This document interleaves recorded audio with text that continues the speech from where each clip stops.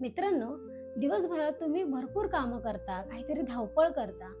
पण तुम्हाला रात्री झोपायला गेल्यावरती असं वाटतं का, की "अरे यार, मी आज काय काम केलं असेल?" जर तुमच्यासोबत हे घडत असेल, तर हा व्हिडिओ फक्त तुमच्यासाठी आहे. आपल्याला वाटतं सतत काहीतरी करत राहणं म्हणजे आपण काम करतोय. पण डू इट टुडेच्या पुस्तकामध्ये लेखकांनी असं सांगितलंय, की सतत गोल-गोल फिरत राहणं म्हणजे प्रगती होते असं नाही. आपण बऱ्याचदा अशी कामं करतो जी आपल्या ध्येयाशी काहीही संबंध नसतो आणि यालाच झिरो प्रोडक्टिव्हिटी असं म्हणतात. जर तुम्हाला वेळ वाया घालवायचा थांबवायचं असेल, तर या 3 पायऱ्यांना फॉलो करा. पहिली पायरी, तुम्ही दर तासाला काय काम करता हे एका वहीमध्ये लिहून काढा. दुसरी पायरी, त्या लिस्टकडे बघा आणि स्वतःलाच एक प्रश्न विचारा, जर मी हे काम नाही केलं तर माझं काय होणार आहे?